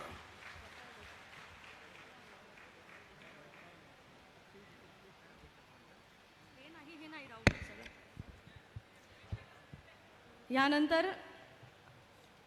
जे खरं तर आज आपल्यात उपस्थित राहणार होते पण काही कारणास्तव जे उपस्थित राहू शकले नाही ते आज डिजिटल युगाच्या माध्यमातून आपल्यासोबत असणार आहेत. केंद्रीय रस्ते वाहतूक व महामार्ग मंत्री माननीय नामदार श्री नितीनजी गडकरी साहेब ऑनलाईन आपल्यासोबत असणार आहेत. गडकरी साहेब, आपलं खूप मनापासून स्वागत आजच्या कार्यक्रमात आणि मी आपल्याला विनंती करते की आपण सुद्धा आपलं मनोगत व्यक्त करावं. आजच्या कार्यक्रमाला उपस्थित आदरणीय पवार साहेब, महाराष्ट्राचे मंत्री धनंजय मुंडे, विशेष रूपाने Godavari urban multi-state credit cooperative society limited याच्या अध्यक्षा सौ राजश्री पाटील आणि संस्थापक खासदार श्री हेमंत पाटील. श्री हेमंत पाटील यांनी मला आग्रहाने आजच्या कार्यक्रमाचं निमंत्रण दिलेलं होतं. मी कबूल पण केलेलं होतं, परंतु आकस्मिक येणाऱ्या अडचणीमुळे मला आज नांदेडचा दौरा रद्द करावा लागला. त्यामुळे उपस्थित राहू शकलो नाही. याबद्दल मी आपल्या सगळ्यांची क्षमा मागतो. खरं म्हणजे सहकार क्षेत्रामध्ये काम करत असताना त्या सहकार क्षेत्रामध्ये एवढं मोठं यश मिळवणं हे कठीण पण आहे आणि कौतुकास्पद पण आहे. विशेषतः या संस्थेचा जो आलेख आहे तो फारच महत्त्वाचा आहे. कारण या संस्थेच्या स्थापनेपासून म्हणजे 8 मे 2013 रोजी संस्थेची स्थापना झाली आणि या अल्प काळामध्ये संस्थेने फार मोठी प्रगती केलेली आहे. महाराष्ट्र, तेलंगणा, आंध्र प्रदेश, कर्नाटक, गुजरात, दिल्ली आणि गोवा या राज्यामध्ये शाखांचा 85 शाखांचा विस्तार केलेला आहे आणि 2,06,428 सभासद आहे आणि 1590 कोटीच्या ठेवी आहेत. आज सहकार सूर्य या नावाने विशेषतः मुख्यालयाच्या नवीन बिल्डिंगचं उद्घाटन पण पवार साहेबांच्या हस्ते होत आहे. खरं म्हणजे हे सगळाच रिपोर्ट हा अतिशय अभिमानास्पद आहे. सहकार क्षेत्रामध्ये मला आठवतं की शेतकरी संघटनेचे नेते शरद जोशी यांच्याबरोबर मी चर्चा करत असताना त्यांनी सहकार चळवळीमध्ये जे यश मिळालं त्याबद्दल त्यांनी एक असं वाक्य वापरलं होतं की success in cooperative is not a success of cooperative movement, it is the success of a leadership who lead the cooperative movement. त्यांच्या म्हणण्याचा अर्थ असा होता की संस्थेचा जो यश मिळतं त्या यशाचा संबंध संस्थेच्या नेतृत्वाशी असतो. ही गोष्ट प्रत्येक ठिकाणीच लागू होते, मग ती शिक्षण संस्था असो, उद्योग असो, सहकारी संस्था असो. सहकाराचं प्रिन्सिपल, सहकाराचं तत्व अतिशय योग्य आहे, परंतु सहकाराचं नेतृत्व त्या सगळ्यापेक्षा महत्त्वाचं आहे. आणि हे जर नेतृत्व खऱ्या अर्थाने विकासाभिमुख असेल आणि त्याची विश्वसनीयता, गुडविल खऱ्या अर्थाने लोकांमध्ये असेल तर लोकांच्या विश्वासावरच ही संस्था यशस्वी होत असते. सहकारातच नव्हे तर 21व्या शतकातला सगळ्यात महत्त्वाचा मंत्र कोणता असेल तर विश्वसनीयता, रेप्युटेशन, गुडविल, क्रेडिबिलिटी ही सगळ्यात मोठी स्ट्रेंथ आहे. आज राजकारणापासून तर व्यवसायापर्यंत आणि सहकारी संस्थेपासून तर शिक्षण संस्थेपर्यंत नेतृत्व करणाऱ्या लोकांचा स्वभाव कसा आहे, चाल चलन, व्यवहार आणि चरित्र कसं आहे यावर त्या संस्थेचं मूल्यांकन होत असतं. आज मला या गोष्टीचा आनंद आहे की हेमंत पाटलांनी आणि त्यांच्या पत्नींनी या संस्थेला एवढं चांगलं नेतृत्व दिलं, एवढी चांगली विश्वसनीयता निर्माण केली की ज्यातून आज 1600 कोटी रुपयाचं जवळपास डिपॉझिट मिळालं आणि भारतातल्या कानाकोपऱ्यात संस्थेच्या शाखा निर्माण झाल्या आणि त्यांनी अतिशय यशस्वीपणे फार कमी वेळामध्ये हा एवढा प्रगतीचा आलेख त्यांनी तयार केला. आज खऱ्या अर्थाने महाराष्ट्र ही सहकाराची एक प्रकारे मातृभूमी आहे. कारण महाराष्ट्र, गुजरात, काही प्रमाणात कर्नाटक आणि थोड्या प्रमाणामध्ये मध्य प्रदेश आणि बिहार, यूपीत फारच कमी प्रमाणात सहकाराची यशस्वीता पाहायला मिळते. पण महाराष्ट्रामध्ये सहकार चळवळीला जे यश मिळालं त्यात विशेषतः साखर कारखाने असतील, सूतगिरण्या असतील, क्रेडिट कोऑपरेटिव्ह सोसायटी असतील, अर्बन कोऑपरेटिव्ह बँका असतील, या सगळ्यांचं योगदान खूप मोठं आहे. आणि म्हणून यातून सहकारी दूध संघाच्या माध्यमातून देखील विशेषतः सांगली जिल्ह्यामध्ये, कोल्हापूर जिल्ह्यामध्ये आणि पुणे जिल्ह्यामध्ये देखील खूप मोठं काम झालेलं आहे. ग्रामीण भागामध्ये, कृषी क्षेत्रामध्ये देखील आपण सिंचनाच्या सोयी मोठ्या प्रमाणात वाढवलेल्या आहेत. आज दुष्काळी भागामध्ये पाणी पोहोचवण्याचा प्रयत्न आहे, पण या प्रयत्नातून जी आर्थिक सोबतता येणार आहे ती खऱ्या अर्थाने त्यात व्हॅल्यू ॲडिशन करायचं असेल तर सहकारी चांगल्या संस्था स्थापन करण्याची गरज आहे. मधल्या काळामध्ये फार्मर प्रोड्यूस कंपन्या तयार झाल्या आणि नाशिकमध्ये शिंदे नावाच्या तरुण मुलांनी अतिशय सुंदर असं त्यात काम करून दाखवलं. आज 1500 कोटी रुपयाची द्राक्ष ते निर्यात करत आहेत. येणाऱ्या काळामध्ये टेक्नॉलॉजी बदलत चाललेली आहे.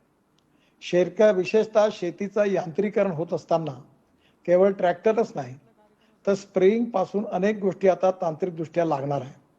आणि एकाच शेतकऱ्यांनी ते विकत घेतो म्हटलं तर त्याला कॅपिटल कॉस्ट खूप लागणार आहे. पण आपण शेतकऱ्यांनी मिळून, सोसायटी मिळून किंवा फार्मर प्रोड्यूस कंपनी मिळून जर आपण ड्रोन सारख्या वस्तू विकत घेतल्या तर ड्रोनच्या माध्यमातून आपण जर स्प्रेइंग केलं तर शेतकऱ्याचा मोठ्या प्रमाणात फायदा होतो आहे. आमच्या भागामध्ये आम्ही आता ऊसाच्या शेतीवर ड्रोनमधून स्प्रेइंग केलं आणि विशेषतः नॅनो युरिया वापरला. 500 ml ची बॉटल RCFची जी आहे नॅनो युरियाची ती एका पोते युरियाच्या बरोबर आहे. आणि आपण जेव्हा युरिया फेकतो तेव्हा 70% युरिया वेस्ट होतो आणि 30% प्लांटला जातो. पण आपण जेव्हा च्या साह्याने त्याचा स्प्रे आणि तर 70% युरिया प्लांटला जातो आणि 30% युरिया फक्त त्याचं वेस्ट होतं.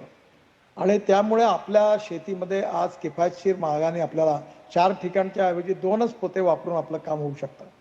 परंतु हे सगळं यांत्रिकीकरण करण्याकरता जी कॅपिटल कॉस्ट लागणार आहे, ड्रोन विकत घेण्याकरता, ट्रॅक्टर विकत घेण्याकरता, हार्वेस्टर विकत घेण्याकरता, यात ग्रामीण भागामध्ये फार्मर प्रोड्यूस कंपनी किंवा सहकारी संस्थेच्या माध्यमातून हे करता येण्यासारखं आहे. यावर्षी महाराष्ट्रामध्ये मोठ्या प्रमाणात ऊस कटाईच्या बाबतीत अडचणी निर्माण झाल्या. येणाऱ्या काळामध्ये ऊसाचं क्षेत्र वाढतं आहे. त्यामुळे याही क्षेत्रामध्ये विशेषतः हार्वेस्टर आणून आपल्याला ऊसाची कापणी करावी लागणार आहे. जसं दुधाच्या क्षेत्रात आपण यश मिळवलं, विशेषतः दुधाच्या बरोबर आता चारा आपण मोठ्या प्रमाणावर गोळा करायला सुरुवात केली. एवढंच नाही तर सूतगिरण्या तयार केल्या आणि सुताच्या ऐवजी आता रेडीमेड गारमेंट तयार करण्यापर्यंत आपण पोहोचलो आणि याचा मोठ्या प्रमाणात आपण एक्सपोर्ट पण आता करायला लागलो. या सगळ्यातून जे व्हॅल्यू ॲडिशन झालं त्याचा उपयोग झाला. आमच्याकडे विदर्भामध्ये अमरावती जिल्ह्यामध्ये कापसावर प्रक्रिया करणारे जवळपास 27 उद्योग अमरावतीच्या नांदगाव याच्यात एरियात आले आणि त्यातून जवळपास 18,000 तरुण मुलांना रोजगार मिळाला. कॉमन ETP झाला आणि तेथून आज मोठ्या प्रमाणावर कपड्याची निर्यात व्हायला सुरुवात झाली. ज्या ठिकाणी कापूस आहे त्याच ठिकाणी सूत, त्याच ठिकाणी कपडा. ज्या ठिकाणी द्राक्ष आहे तिथं बेदाणे. ज्या ठिकाणी भाजीपाला आहे त्याच्यात कोल्ड स्टोरेज, प्री कुलिंगच्या माध्यमातून IQF मधून तो स्टोअर करून जगात एक्सपोर्ट करण्याची संधी आपल्याला मिळाली आहे. किसान रेलच्या रूपाने आपण त्याची सुरुवात केलेली आहे. माझी हेमंत पाटलांना अशी विनंती आहे की आपण क्रेडिट सोसायटी म्हणून या संस्थेचं काम खूप मोठ्या प्रमाणावर उभं केलेलं आहे. पण येणाऱ्या काळामध्ये कृषी आणि ग्रामीण क्षेत्रामध्ये नांदेड भागामध्ये विशेषतः सिंचनाच्या सुविधा उपलब्ध झालेल्या आहेत. आता आपण मोठ्या प्रमाणावर शेतकऱ्यांना एकत्रित करून त्यांच्या जीवनात बदल घडवण्याच्या दृष्टिकोनातून आपल्याला या निमित्ताने काय करता येईल याची योजना आपण जरूर तयार करा. कारण या निमित्ताने आपल्याला महाराष्ट्राचं कृषी, आपण जे कृषी माल आहे त्याची निर्यात वाढवावी लागणार आहे. आपण जालन्याला आपण ट्रायपोर्ट तयार करतोय, आमच्या इथे वर्ध्याला सिद्धीला होत आहे आणि आता वर्धेतून आम्ही विदर्भातल्या सूत, कापसाच्या गठाणी या बांगलादेशला एक्सपोर्ट करण्याकरता नवीन मार्ग, रिव्हरच्या मार्गाने नवीन एक्सपोर्ट सुरू करणार आहे, ज्यामुळे शेतकऱ्याच्या कापसाला जास्त भाव मिळणार आहे. त्यामुळे माझी आपल्याला विनंती अशी आहे की येणाऱ्या काळामध्ये ग्रामीण इकॉनॉमी, कृषी आणि ग्रामीण क्षेत्र हे समृद्ध संपन्न होण्याकरता जे डिपॉझिट आपल्याला या सोसायटीच्या निमित्ताने जनतेला मिळालेला त्याचा विनियोग, उपयोग योग्य प्रकारे करून ग्रामीण भागामध्ये वेल्थ वाढवण्याकरता, नवीन रोजगार निर्माण करण्याकरता आणि विकासाकरता कसा करता येईल त्याचा जास्तीत जास्त उपयोग निश्चितपणे आपण केला पाहिजे. मला अतिशय आनंद आहे की हेमंत पाटील यांनी सहकार क्षेत्रामध्ये जसं मल्टी स्टेट कोऑपरेटिव्ह सोसायटी ही गोदावरी अर्बन मल्टीस्टेट यशस्वी केली, तसंच त्यांनी कृषी आणि ग्रामीण क्षेत्रामध्ये आणि विशेषतः नांदेड जिल्ह्यामध्ये जे शेतकऱ्यांची पिकं आहेत त्या पिकांमध्ये व्हॅल्यू ॲडिशन करून त्याचं एक्सपोर्ट करण्याच्या संदर्भात विचार करावा. त्यांना नांदेड भागामध्ये शेतमालाला निर्यात करण्याकरता ज्याप्रमाणे आपण जालन्याला एक ड्रायपोर्ट केलं, आता सिंधीला केलं, आपण असंच नाशिकलाही करतो आहे, एक तिकडे सांगलीला करायचं आहे, सोलापूरलाही करायचा विचार करतो आहे. नक्कीच आपण नांदेड जिल्ह्यात देखील ड्रायपोर्ट तयार करू, तिथून एक्सपोर्ट आणि इम्पोर्ट डायरेक्ट होईल आणि आपल्या विकासामध्ये नक्कीच त्याची भर पडेल. मला विश्वास आहे की नांदेड भागामध्ये हेमंत पाटील आणि त्यांच्या सहकार्याने अनेक रस्त्यांची कामं मार्गी लागली आहेत. आता आपण लवकरच इंदोरपासून तर हैदराबादपर्यंत एक एक्सप्रेस हायवे नवीन बांधायला घेणार आहे आणि त्याच्यामुळे देखील नांदेडला त्याचा उपयोग होणार आहे. दक्षिणेकडे जाणारी कनेक्टिव्हिटी पण चांगली होईल आणि विशेषतः नांदेडपासून आता नागपूरपर्यंतचा रस्ताही चांगला झालेला आहे. मला विश्वास आहे की येणाऱ्या काळात उद्योग व्यवसायाचं जाळं मराठवाड्यामध्ये विशेषतः नांदेड, परभणी, हिंगोली या सगळ्या क्षेत्रामध्ये उभं राहावं, सिंचनाच्या सुविधा वाढाव्या आणि शेतकऱ्यांच्याच डिपॉझिटमधून कृषीमालावर प्रक्रिया करणारं व्हॅल्यू ॲडिशन, एक्सपोर्ट आपल्या भागातून व्हावं, या अनुषंगाने हेमंत पाटील यांनी पुढाकार घ्यावा अशी माझी त्यांना विनंती आहे. आणि पुन्हा एकदा गोदावरी मल्टीपर्पज क्रेडिट कोऑपरेटिव्ह सोसायटीच्या निमित्ताने मी त्यांना मनापासून त्यांचं अभिनंदन करतो, शुभेच्छा देतो. आणि हीच विश्वसनीयता जी आहे हेच त्यांचं सगळ्यात मोठं भांडवल आहे. मला जर विचाराल तर पैशापेक्षाही, टेक्नॉलॉजीपेक्षाही क्रेडिबिलिटी आणि गुडविल हे सगळ्यात मोठं भांडवल आहे. आणि म्हणून संस्थापक अध्यक्ष हेमंत पाटील जे माझे पार्लमेंटमधले सहकारी आहेत आणि त्यांनी अजून एक चांगलं केलं आहे की बँकिंग क्षेत्रातल्या सगळ्या टेक्नॉलॉजीचा उपयोग केलेला आहे आणि नरिमन पॉईंट सारख्या परिसरात देखील त्यांनी आपलं सेंट्रल हब प्रशासकीय कार्यालय उघडलं. मला असं वाटतं की नक्कीच इतर सहकारी संस्थांकरता एक आदर्श आहे. मी पुन्हा एकदा त्यांचं मनापासून अभिनंदन करतो, त्यांच्या संचालकांचं अभिनंदन करतो, संस्थेच्या अध्यक्ष आहेत त्यांचंही पण अभिनंदन करतो आणि पवार साहेबांना विशेष रूपाने क्षमा मागतो.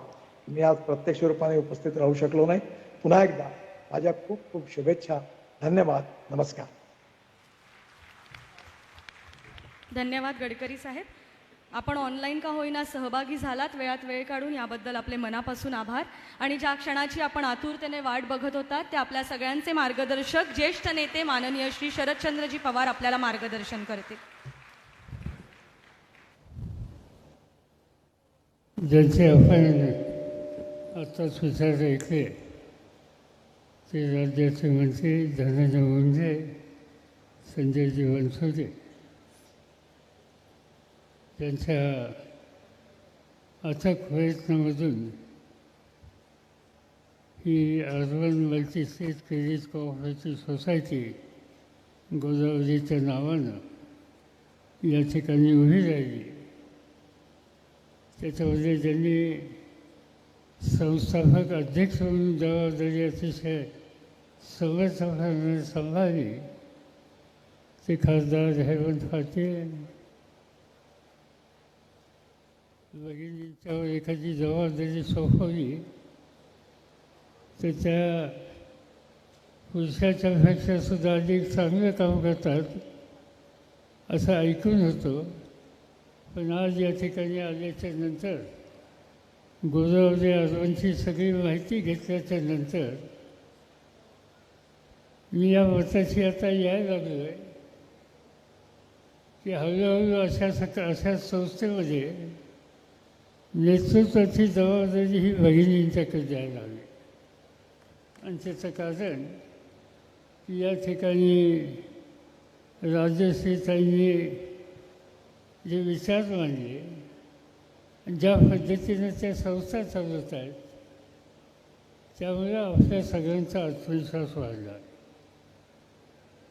आजच्या या कार्यक्रमाला माजी खासदार सूर्यकांताताई पाटील, खासदार प्रतापराव पाटील चिखलीकर, अनेक सहकारी या ठिकाणी आहेत. देशातल्या साखर धंद्याचं नेतृत्व सहकारामध्ये करणारे जयप्रकाश दांडेगावकर, माजी खासदार भास्करराव पाटील खतगावकर, आमदार अनेक या ठिकाणी आहेत. सतीश चव्हाण, राम पाटील, श्यामसुंदर शिंदे, मोहनराव आंबेडे, शरद कल्याणकर, भीमराव कदम, राजेश पाटील, तानाजी होतकुले आणि अनेक सगळे व्यासपीठावरचे मान्यवर. शिक्षणाच्या क्षेत्रामध्ये ज्यांनी अत्यंत मोलाची कामगिरी केली ते आपल्या सगळ्यांचे सहकारी कमलकिशोर कदम, राज्य सहकारी बँकेचे प्रमुख विद्याधर अनासकर, अन्य सगळ्या संस्थांचे या ठिकाणी उपस्थित असलेले पदाधिकारी आणि उपस्थित बंधू भगिनींनो, एका चांगल्या कार्यक्रमाच्या निमित्तानं आज मला या ठिकाणी येता आलं. Godavari urban multi state credit society की ज्याचा व्यवहार 5 राज्यात आहे आणि हजारो सामान्य लोक याचा फायदा घेत आहेत. आज ही सोसायटी ही ज्याला स्वतःच्या पायावर उभं राहण्याची इच्छा आहे, कर्तृत्वाची कमतरता नाही, पण अर्थकारण त्याला उभं करून देत नाही, अशा व्यक्तींना उभं करण्याच्यासाठी मोलाची कामगिरी करणारी ही संस्था आहे. आणि त्यामुळं 10 वर्षाच्या कालावधीमध्ये या संस्थेनं आपला नावलौकिक हा प्रचंड वाढवला. नांदेड म्हणल्याच्या नंतर आता यापूर्वी आपल्या सगळ्यांच्या नजरेसमोर एक तर गोदावरी आहेच, पण गोदावरीच्या काठीशी गुरु गोविंद सिंगांचं वास्तव्य होतं आणि सगळ्या जगातनं गुरु गोविंदांच्याबद्दलचा आस्था असलेला घटक या ठिकाणी श्रद्धेने येतो. म्हणून नांदेडचा लौकिक आहे. आत्ताच मी सांगितल्याप्रमाणे शिक्षण क्षेत्रामध्ये जे प्रचंड योगदान MGM संस्थेनं दिलं त्याची सुरुवात ही नांदेडपासून सुरू झाली त्यासाठी नांदेडचा लौकिक आहे. आणि आता तिसरा लौकिक या अर्बन मल्टीस्टेट सोसायटीच्या क्षेत्रामध्ये गोदावरीने 10 वर्षात जो चमत्कार दाखवला त्या गोदावरी मल्टचा सुद्धा उल्लेख आपल्याला करावा लागेल. आणि म्हणून नांदेडच्या कामाची कीर्ती, नांदेडची कीर्ती ही राज्याच्या बाहेरसुद्धा पोचवण्याचं काम या ठिकाणी होतो आहे. याचा साथ स्वाभिमान हा तुम्हा सगळ्यांना, मला स्वतःला सुद्धा आहे. मी नेहमी सांगत असतो, आपण सगळेजण बहुसंख्य लोक शेतीमध्ये लक्ष देतो. या देशामध्ये आज जवळपास 61 ते 62% लोक शेतीच्या क्षेत्रामध्ये काम करतात. 80% लोकांच्याकडं 5 एकराच्या आत जमीन आहे. आणि सबंध देशाच्या एकंदर जमिनीमध्ये 60% जमिनीला खात्रीचं पाणी नाही आहे. त्यामुळे शेती ही कष्टकरी किती कष्ट केले ते खूप वेळेला निसर्गाच्या लहरीपणावर अवलंबून राहते. आणि अशा वेळेला हा शेतीवरचा भार कमी केला पाहिजे. सगळ्यांनीच कुटुंबामध्ये शेती करणं या गोष्टीचा फेरविचार केला पाहिजे. आणि जीवनाच्या वेगवेगळ्या क्षेत्रामध्ये आपण वेगळं दुसरं काही करू शकतो का याचा विचार केला पाहिजे. आणि हे करायचं असेल तर त्याला आर्थिक भांडवल याची अत्यंत गरज आहे. आणि ते आर्थिक भांडवल या घटकाला देण्याच्यासाठी आज हेमंत चौधरी ही संस्था, राजश्री ताईची ही संस्था निश्चितपणानं उपयुक्त पडल्याशिवाय राहणार नाही. नांदेड महिन्याच्या नंतर 2-3 पिकं तुम्ही नेहमी घेता. एक तर ऊसाचं पीक आहे, अलीकडं सोयाबीनचं पीक आहे, आणि अलीकडच्या काळामध्ये हळदीचं पीकसुद्धा या भागामध्ये व्हायला लागलेलं आहे. याच्यातून उद्योग वाढवले पाहिजे. आज या ठिकाणी जयप्रकाश दांडेगावकर हजर आहेत. आज सबंध देशाचे साखर कारखान्याचं नेतृत्व आज त्यांच्या खांद्यावर आहे. आणि एक गोष्ट चांगली आहे की आता निव्वळ साखर एके साखर एवढा व्यवसाय आता ते करत नाही आहेत. आज देशातलं ऊसाचं उत्पादन घेणारा घटक जरूर जिथं कारखान्यात तिथं साखर तयार करतो, वीज तयार करतो, मोलॅसिसपासून इथेनॉल तयार करतो. ते इथेनॉल पेट्रोलमध्ये मिसळलं जातं. आणि परदेशातनं आपण हे जे ऑइल आणि पेट्रोल आयात करतो त्याच्यावर काही प्रकारच्या मर्यादा आणण्याच्यासाठी आपण यशस्वी व्हायला लागलो. म्हणजे एका ऊसापासून आपण अनेक क्षेत्रामध्ये जायला लागलो. तीच गोष्ट सोयाबीनच्या वर्षात होत आहे आणि तीच गोष्टसुद्धा हळदीच्या वर्षात होऊ शकते. अनेक प्रकारच्या औषधी गुण हे हळदीला असल्यामुळं आज वैद्यकीय क्षेत्रामध्ये आज अनेक लोक हळदीच्या संबंधीचं संशोधन करून आणखीन पुढची पावलं या क्षेत्रामध्ये टाकायला लागलेली आहेत. मला आनंद आहे की हळद उत्पादक शेतकऱ्यांची संघटना ही या ठिकाणी करून हळद संशोधन आणि प्रक्रियेचं एक धोरण ठरवावं, त्याच्यासाठी अभ्यास करावा, यासाठी केंद्र सरकारने काही पुढाकार घेतला. आणि याच्यामध्ये हेमंत पाटील हे फार लक्ष देत आहेत. ही अतिशय जवळची बाब आहे. आज मी जसं सांगितलं की शेतीवरचा भार कमी करायचा असेल तर छोटे मोठे उद्योग केले पाहिजेत. आपल्या घरातल्या नव्या पिढीला त्या उद्योगाच्या संबंधीची आस्था निर्माण केली पाहिजे. आणि ती करायची असेल तर भाग भांडवल लागतंच. अनेक छोटे व्यवसाय आहेत, महिलांच्यासाठी आहेत, तरुणांच्यासाठी आहेत.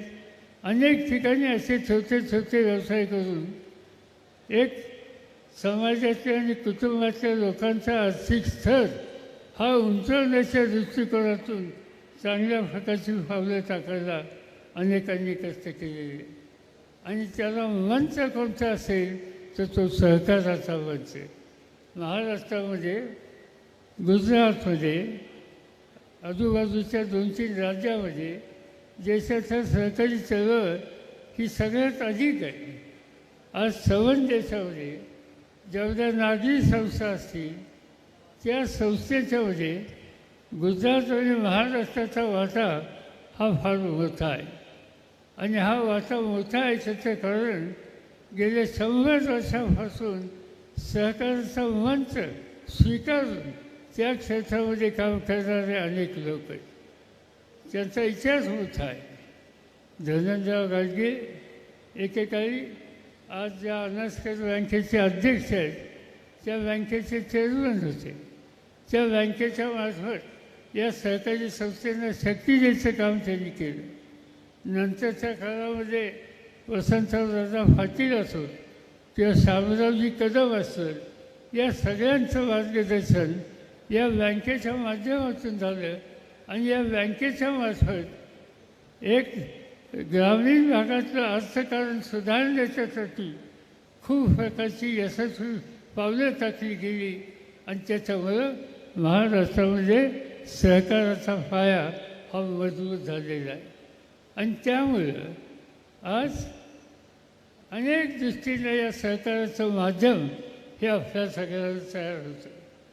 साखर कारखान्याचा धंदा तुम्हाला माहीत असेल कदाचित, यंदाच्या वर्षी या देशामध्ये जी साखर तयार झाली त्याची जी साखर आपण परदेशामध्ये पाठवली, त्या परदेशात पाठवलेल्या साखरेतून या देशाला 40,000 कोटी रुपये परकीय चलनातून मिळू शकते. एका पिकातून एवढं परकीय चलन मिळू शकतं. एका व्यवसायातून एवढी शक्ती वाढू शकते.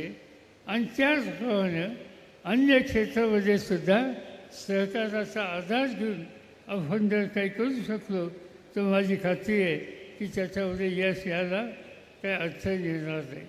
पण आज या देशामध्ये बँकिंगचं क्षेत्र वाढले. 2-3 प्रकारच्या बँका आहेत. एक मोठ्या मोठ्या बँका आहेत, मग ती महाराष्ट्र बँक असेल, देना बँक असेल, ओरिएंटल बँक असेल, अनेक शक्तिशाली बँका आहेत.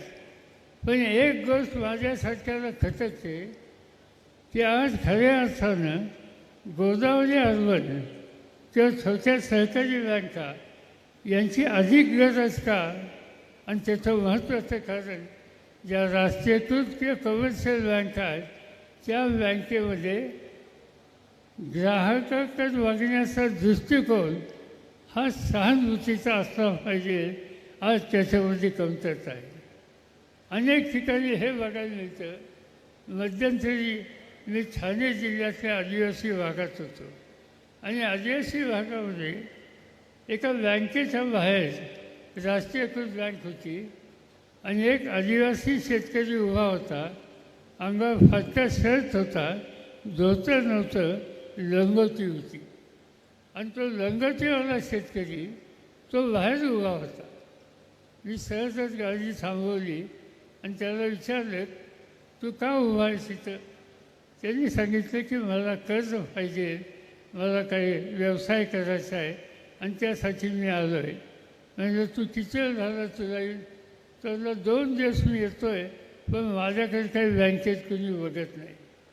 आणि त्याच वेळेला त्या बँकेमध्ये एक गृहस्थ आला, सूज उठ होता अंगामध्ये, टाय लावलेला होता. तो बँकेत आला नाही आला की बँकेच्याकडून त्याला ताबडतोब या बसा खुर्ची देण्यात आली.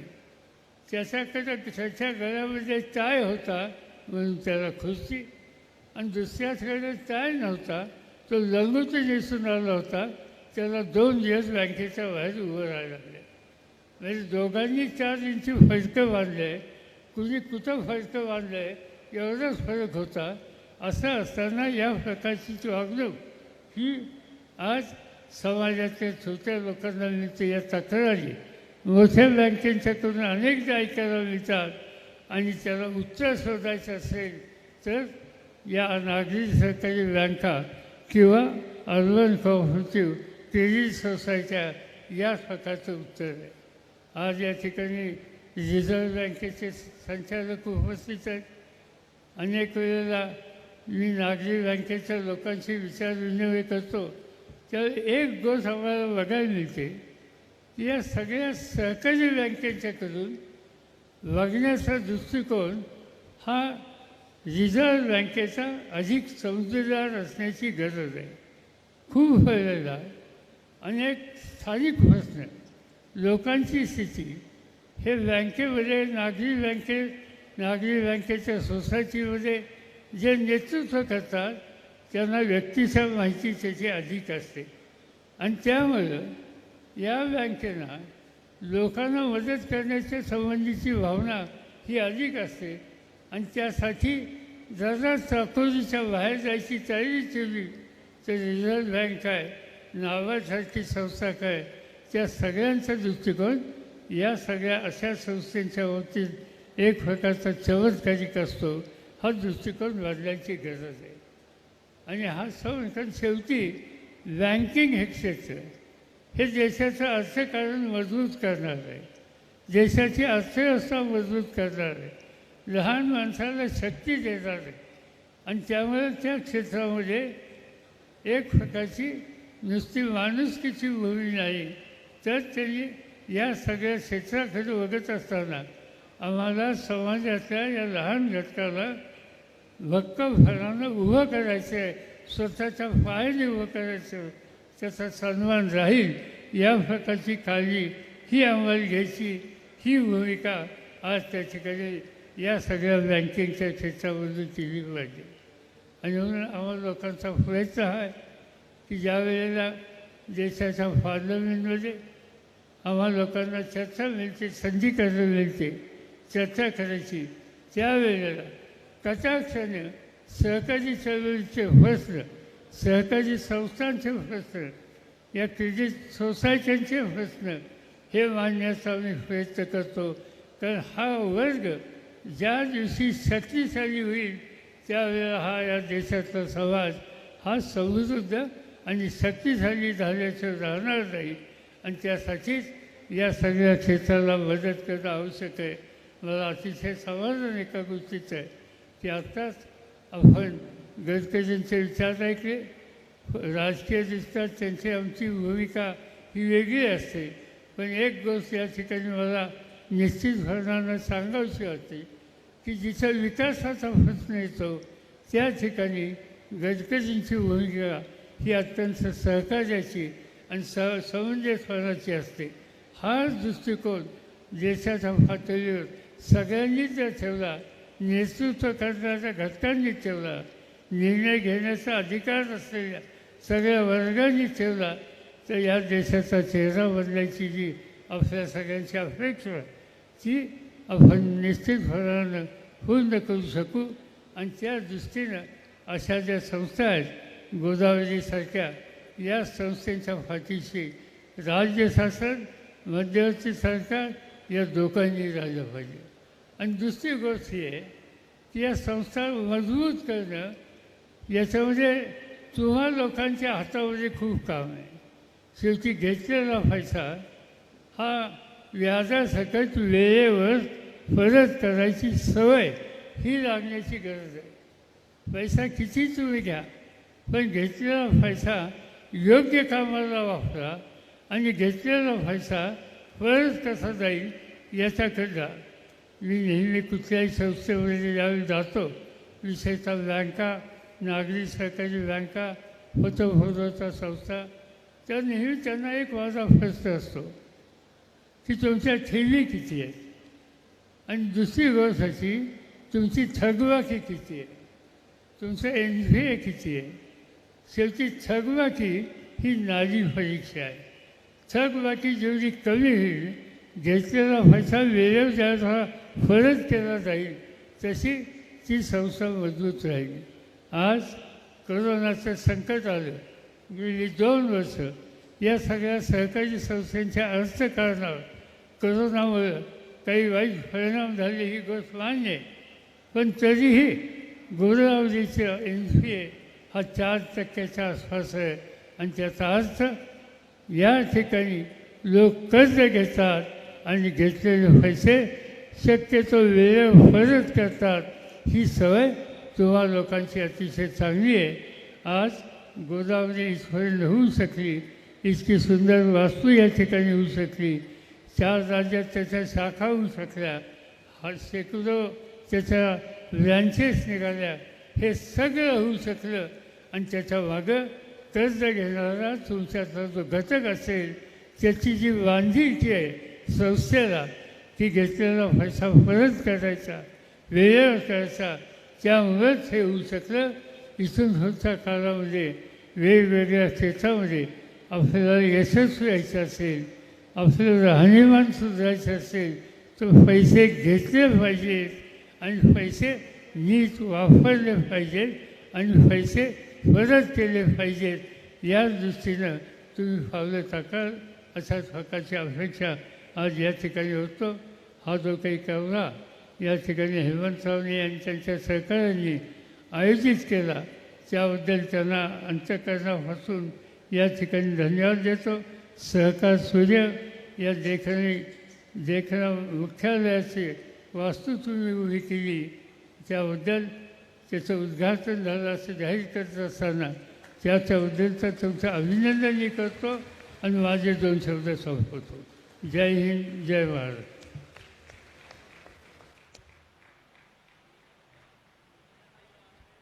धन्यवाद पवार साहेब. पवार साहेबांचा उत्साह पाहून ज्ञानपीठ पुरस्कार विजेते विंदा करंदीकरांच्या ओळी म्हणाव्याशा वाटतात. देणाऱ्याने देत जावे, घेणाऱ्याने घेत जावे, घेता घेता एक दिवस आशा देणाऱ्याचे हात घ्यावे. एकदा जोरदार टाळ्या आपल्या सगळ्यांचे ज्येष्ठ नेते माननीय शरदचंद्रजी पवार साहेबांसाठी होऊन जाऊ दे. आणि यानंतर कार्यक्रमाच्या अंतिम टप्प्यात मी विनंती करते गोदावरी अर्बनचे व्यवस्थापकीय संचालक श्री धनंजय तांबेकर सर यांना की त्यांनी आभार प्रदर्शन करावं. सहकार क्षेत्रातील आजचा दिवस हा खरोखर ऐतिहासिक आणि सुवर्णाक्षरांनी लिहिला जाईल.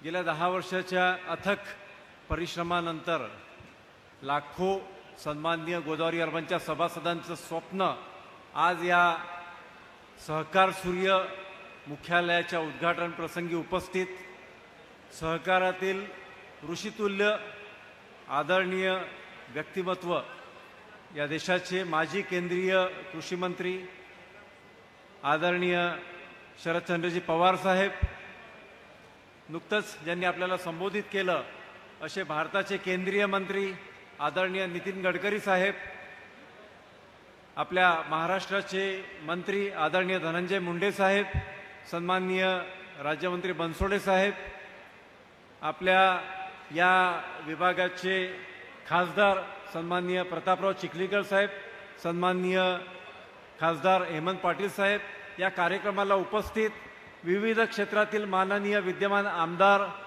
आणि विशेषतः सहकार परिषदेसाठी रिझर्व्ह बँक ऑफ इंडियाचे संचालक सन्माननीय सतीश मराठे साहेब, राज्य परिषदेचे अध्यक्ष सन्माननीय विद्याधर अनास्कर साहेब, आमचे मार्गदर्शक राज्य फेडरेशनचे अध्यक्ष आदरणीय काकासाहेब कोयटे, राष्ट्रीय फेडरेशनचे सन्माननीय सुरेश वाबळे साहेब, सन्माननीय राजूदास जाधव साहेब, सन्माननीय तुळजापूरकर साहेब आणि विविध क्षेत्रातील मान्यवर आणि तमाम उपस्थित सन्माननीय सभासद बंधू भगिनींनो, आपण 14 मे या उन्हाळ्याच्या रखरखत्या उन्हामध्ये इथे उपस्थित झालात.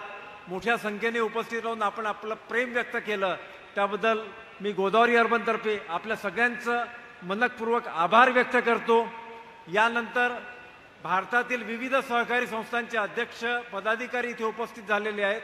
त्यांना विनंती करतो की आपण कृपया आसनस्थ असावं.